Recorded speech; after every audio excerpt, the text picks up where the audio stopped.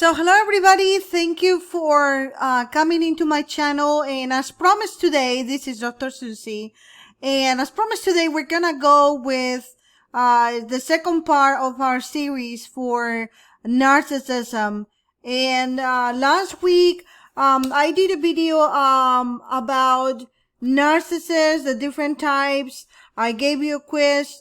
Maybe you can think of somebody in your life for yourself in which you might find that they're narcissists, they're making your life miserable, and you're tired and you don't know how to deal with narcissism. And today, of course, I promised that we were going to go through narcissism as a romantic partner. So here we go. Let's learn something about narcissism. So our society values and rewards people who are well organized. We all know that. Who are willing to work hard, who devote themselves to moral excellence. Therefore, you are bound to encounter perfectionists in many walks of life. Your doctor, your mechanic, your dentist, your teacher, your financial advisor might be a perfectionist. Perfectionism, as we said the last week, can lead to success in many careers, but this perfectionism can be toxic to other people, especially those who must interact with what we call a controlling perfectionist day in and day out. Some people call them narcissistic personalities. The constant friction created in these types of relationships can wear down even the more courageous of partners and well-adjusted people and persons. Now, Albert Einstein in 2001 said that narcissistic personality disorder includes such overbearing and demanding people. And he talked about something called, you probably heard this term, emotional vampires who drain and exhaust others.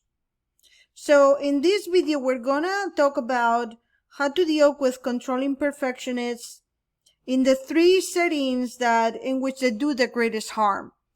In this video, we're gonna mostly focus on the narcissist as a romantic partner, but I would also like to talk about the narcissist at home. And then next week or in a few days when I do the next video, we're gonna talk about the narcissist at work. So we're gonna divide it a little bit because I don't want to make, the videos way too long for you. So, but like we said, in this one, we're gonna talk about a couple settings in which they do the greatest harm. So we're gonna describe some of the traits in one area and also how they play a role on it. So let's talk as a romantic partner, and we're gonna talk about courtship and some of the stages. So as you can see here, she has the key, right? She has the key to his heart. At the beginning of the courtship, most people will consider a perfectionist partner a very good catch indeed. And we're going to explain what is attractive. You see the emotional vampires, right?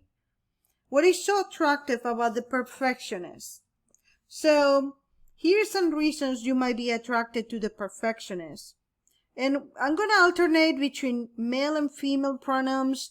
I know that sometimes when I try to put in the videos both female and male, I don't want to make you think that most narcissists are male, although we hear much more of that in our culture, but really it could be a male or a female that is the narcissist, that has the narcissistic personality disorder. So normally he is neatly and very well dressed. Her outfits are coordinated and accessorized. It is clear that he or she puts a lot of time and money into making himself look good. Her makeup and nail are normally flawless. She is very well mannered. You can see we have here, look, trim haircut, clean shave, warm smile. They do have a feel of confidence at all times. She's articulate or he's articulate and well-spoken. He appears to be in control of himself and his emotions at all time. And this is a very, especially particularly attractive quality to people who have been in abusive or volatile relationships. And we're going to talk later on about what codependency is, but she's responsible. Normally he doesn't smoke. She doesn't drink or do drugs. He's tidy. She's confident. He's reliable. He's self-sufficient. And he seems reasonably successful. He has work ethic. He has a good job. She's a saver, not a spender. So, like I said, I'm just trying to alternate between male and female, but I'm talking about the same person here. You get it? So, let's talk about appearance. Perfectionists take great pride in their personal appearance. They might work out on a regular basis, rising at the break of dawn to run or go to the gym, or they never put on weight, and when they put on weight, it's like a big deal. They might have standing appointments for things like manicures and haircuts. If they're working in an executive setup, they might look, of course, to their clothes. They make sure their clothes are not, they are starched and pressed. And if they're going for a more laid-back look, their clothing has to be perfect. Their shoes just the right amount of cuff. Perfectionists are nothing if not fastidious in their grooming, dress, and personal hygiene. They tend to be very conventional, however, and perfectionists take a chance on something that goes against the fashion or tradition, but normally they stick with the tried and true. This speaks more of their, fear of failure than, or fear or looking out of place or disarranged or out of control. Now, let's talk about behavior. So perfectionists always seem to have their act together, right? As far as behaving in ways that are proper and admirable. For example, he regularly visits his great aunt in the nursing home.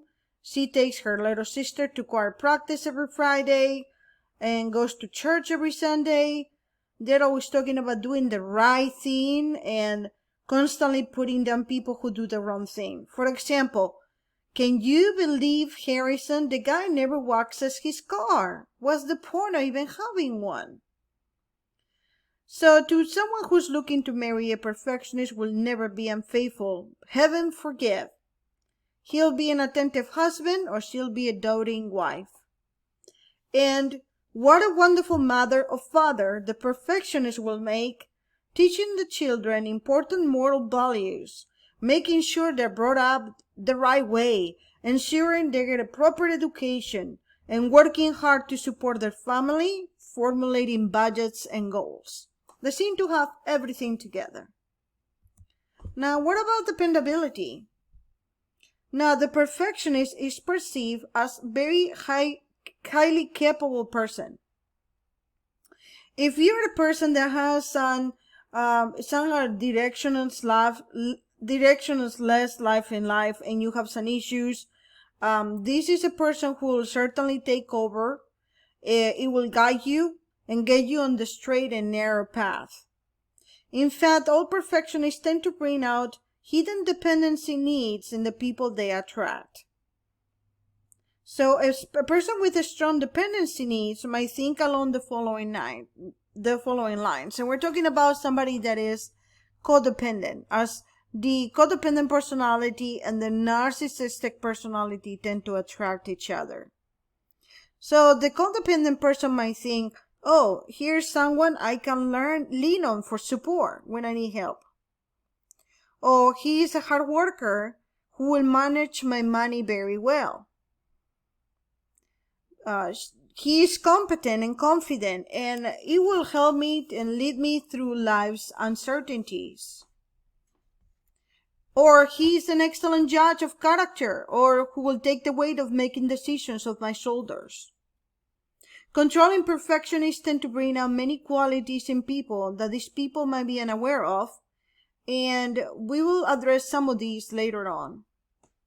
Now, I wanted to talk some of the missing pieces and what is codependency.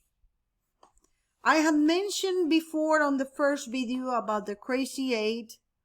Normally there are certain attachment types, the codependent person, and you can see the definition over here, a very good definition by Richard Rohr, in which he says codependency is an overreaction to things or people outside of you, and underreaction to things and feelings inside of you. And a codependent person is always thinking for external validation or attachments. Mostly, codependent people will end up with somebody that is in one of those levels of narcissistic or controlling perfectionist that we talk about. So, for a couple of reasons, people who come from dysfunctional or abusive homes might become attracted to controlling individuals, and vice versa. This can happen the other way around. For example, if you grew up in a damaging home environment, healthy self-love is something that you probably never saw displayed, and you never learned it when you were little. Therefore, when you're confronted with a controlling perfectionist who appears to have things under control, or who appears to be very disciplined, the tendency is to see that person as having traits that you might feel you're lacking. Remember, we're always attracting that we lack, right? So you might feel like you need to, you make you feel like you're a whole person worthy of love. So Hendricks, in his book Getting the Love You Want in 1988, with Harville Hendricks, proposed that people generally tend to look to romantic partners to make up their missing pieces, those part of themselves that were lost or damaged during childhood. So we also seen this dynamic at play in other types of relationships. People choose, such as work relationships or friendships, and the critic says, and the psychologists agree, that it is no accident that people are attracted to certain other types of people. If you're lacking in self-discipline or work ethic or goal orientation or organization and reliability, then you might find yourself in the clutches of a controlling perfectionist, which have been attracted to these sound qualities. Conversely, if a controlling perfectionist are often quite skilled at picking people who they can dominate or control. We also see instances in which controlling perfectionists are attracted to people who have close, intimate relationships with friends or family, and are able to have fun with others, because controlling perfectionists may admire the ability to be intimate, to have fun in relationships, and to hope to achieve the same things that they cannot. And then they become resentful when they find themselves unable to do so. And we're going to talk about how the evolution, as you go on a relationship or romantic relationship with a controlling perfectionist or with a narcissist, as the romantic relationship progresses, the perfectionist reserved nature, which was once attractive, becomes disquieting and problematic. The self-control or self-restraint the perfectionists showed earlier on now seems to be actually some sort of emotional detachment. Like Vulcan from Star Trek, just like a Vulcan from Star Trek, the perfectionist may be ruled by logic and not seem to understand others' emotional needs.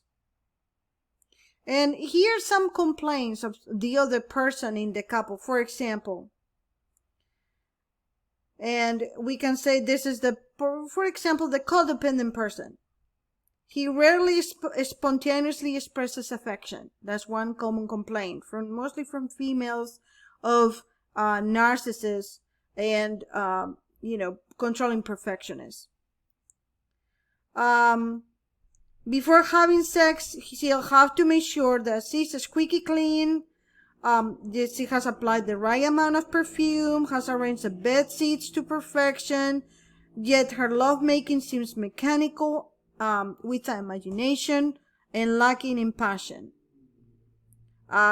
Some perfectionists, controlling perfectionists, when they're in very intimate situations with their couple, they might show signs of or lack signs of arousal. Sometimes controlling perfectionists will refuse to say I love you to the couple, often defending themselves with verbiage such as, I wouldn't be here if I didn't love you. You know I love you. Why do I have to say it? Sometimes, they might appear distant and the couple might feel like they're lonely.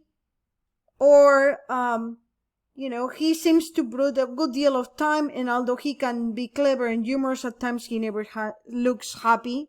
This is one of the complaints in which they seem to be, controlling perfectionists seem to be always unhappy, or, because they can't fulfill that certain emptiness, they might be kind of looking for something more and never really reaching, because they're trying to gain it from external sources. Sometimes controlling perfectionists might be stuck in the same routines. And if they get out of the routines, they can function logically, and they don't really appreciate time for romance or love making. Those are things that are not logical to them. And also, they might get bored of your conversations. They seem to them as their mundane conversations. They have no problem sharing their stories with you over and over and over, and you have to look passionate and attentive and listen to them. But when it's the other way around, they might seem like they're mundane or the same old. They don't want to listen. If one of the things that in the evolution of the relationship with a narcissist is the coldness of the narcissist, and also the criticism.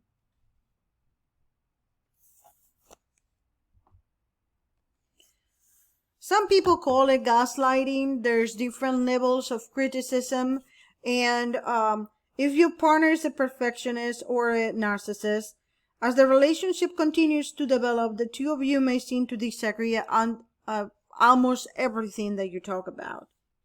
Even when it comes down to simple chores like washing dishes or vacuuming, the perfectionists always know and can demonstrate which way is best and explain why the way you do it is poor in comparison.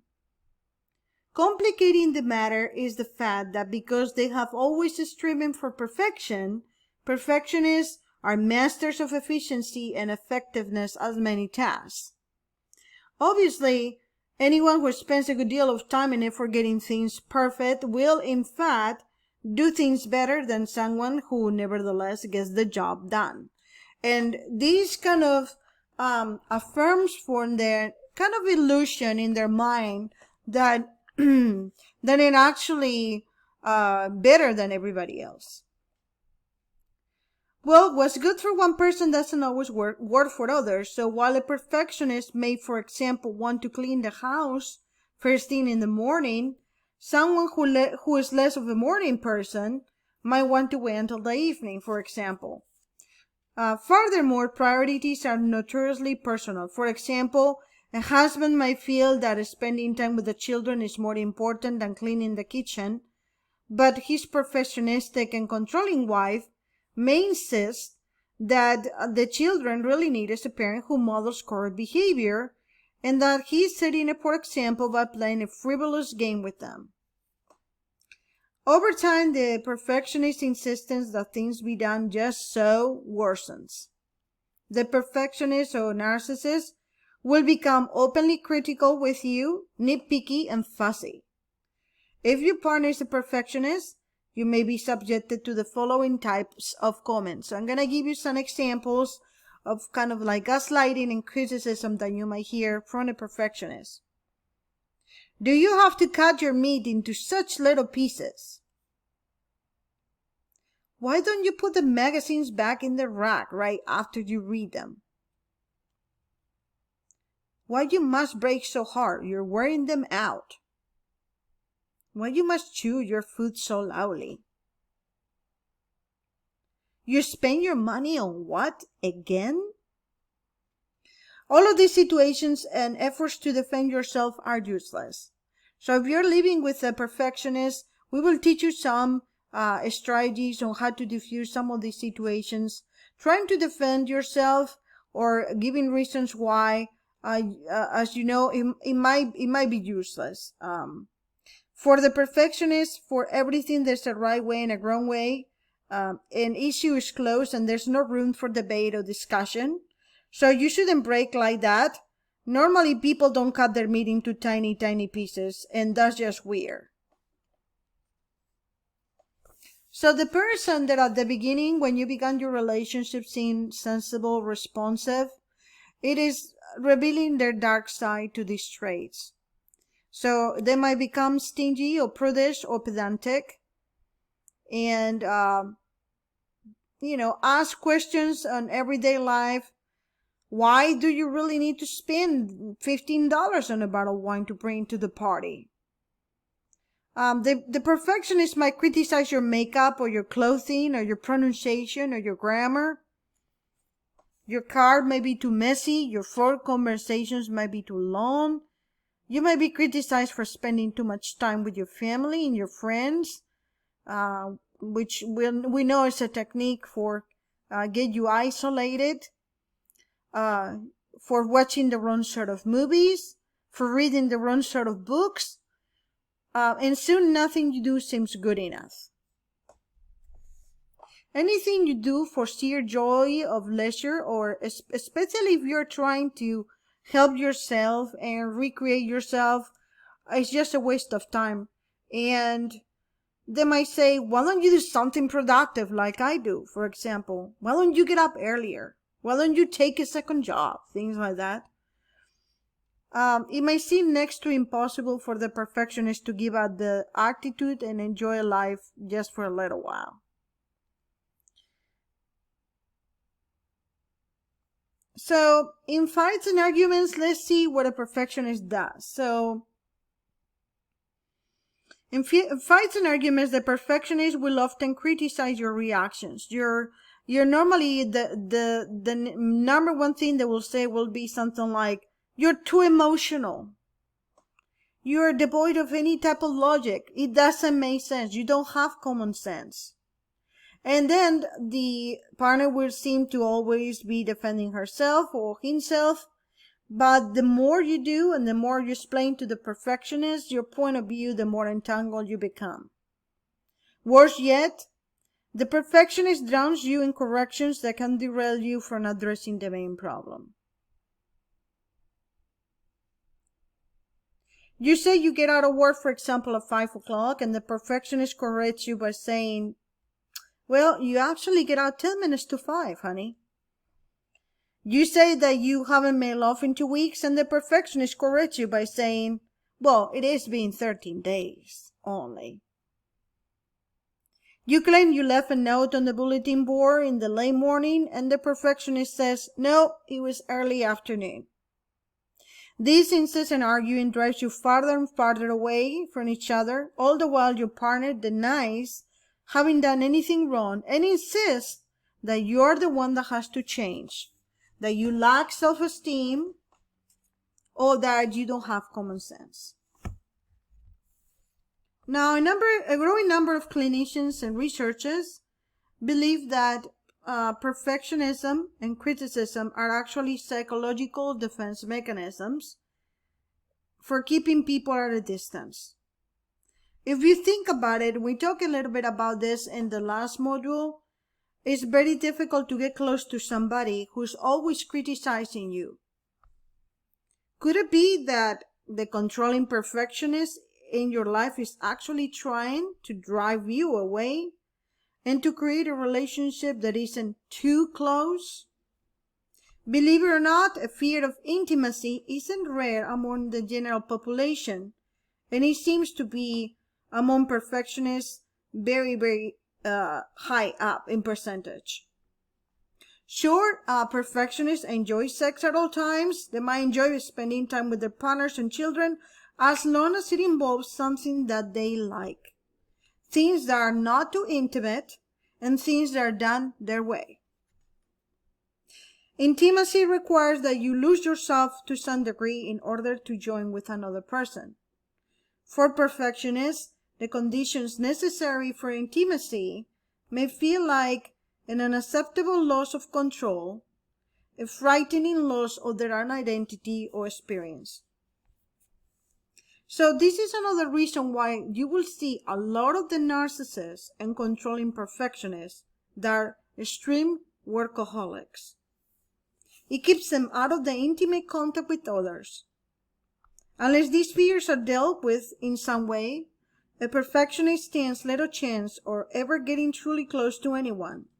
We will discuss some strategies to manage this fear if you're a perfectionist yourself, a control perfectionist or narcissist, later on video 7. This is video 2.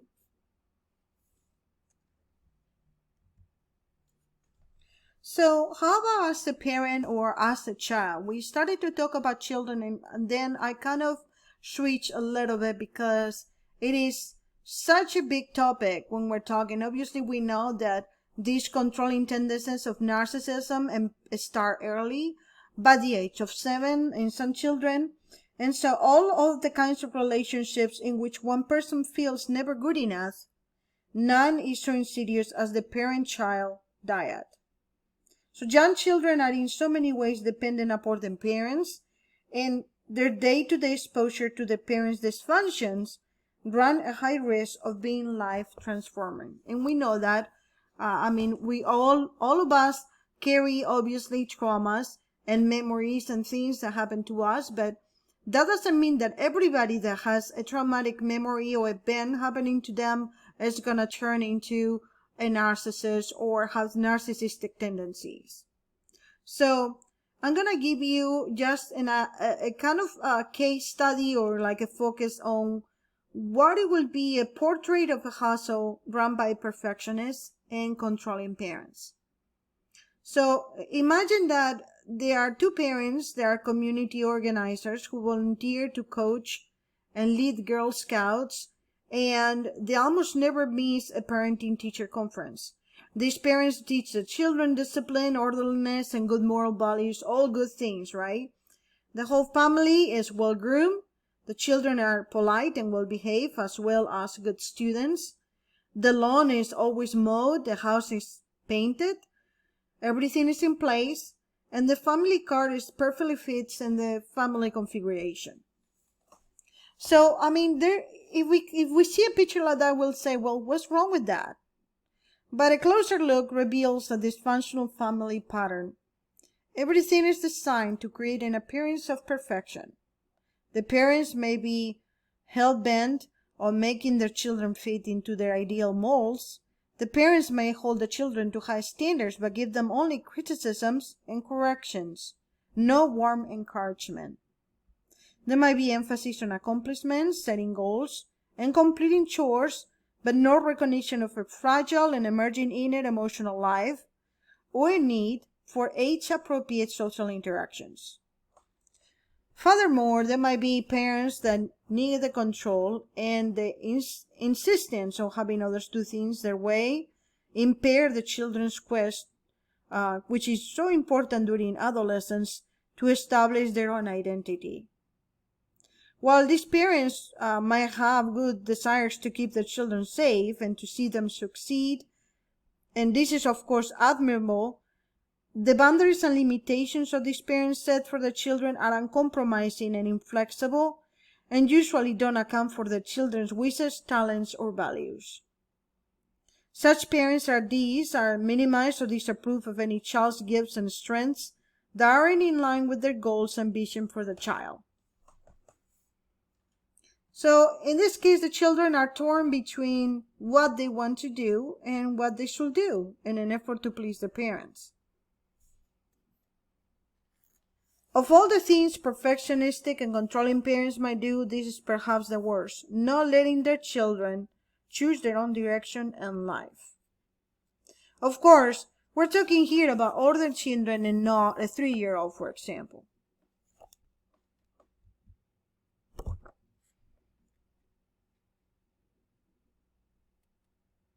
Well, just to finish, we're going to mention that controlling parents are good at negative evaluations, and normally they focus on small imperfections involve themselves and their children, and they ignore normally the good parts.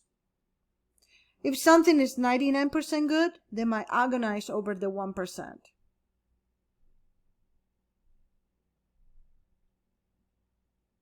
We have found that a perfectionist's attention is involuntarily drawn to focus on things that are wrong, no matter how small. Walking into a room, a perfectionist will almost immediately notice the wrinkle in the throw rug or the one piece of wallpaper that's somewhere crooked. When meeting someone new, a perfectionist will immediately catalog imperfection in that person's appearance, a crooked tooth, an unbuttoned button, or perhaps a missed day of shaving.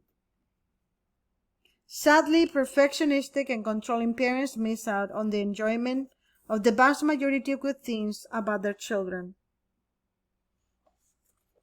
We haven't talked about conditional love, and I'm going to leave you now because our time is running out. But I wanted to tell you that children of critical parents tend to be critical themselves and might grow up to be perfectionistic and controlling parents also. Yet also something very common that we see in children of critical parents is that they are very critical themselves and disliking their own parents' criticisms. If you said to one of those kids, "Nice job, Joey. Way to throw the pass. I love your new dress, Allison. Did you pick it up yourself? You're a phenomenal dresser." While these kinds of comments are okay once in a while, the problem with this approach when taken too often is that it sends a message to the children that their actions are always being evaluated. These kids might be feeling that everything they do is being evaluated and they're always under the microscope. And normally, once kids get used to that, then if Joey, for example, throws a pass and his mother says nothing, then he might take that as a negative evaluation. Well, this is all for today. I hope that you have learned much more about controlling perfectionists and narcissists. And if you have any questions, send them to me. I'll be glad to answer. We'll be working next week on the next video, which starts with the perfectionist at work, and it continues on how the controlling perfectionist has affected you personally. I'll be going through a quiz and exercise looking at your feelings and how your feelings have been affected by the perfectionist, and then how your behavior has been affected, and some practical strategies on how to recognize what you can and cannot do with the perfectionist. Thank you so much. I hope you like the video. Subscribe to my channel. We're working towards the first 100 subscribers, and thank you so much for coming to my show, The Real Life Genius by Dr. Susie. Thank you. Have a great afternoon.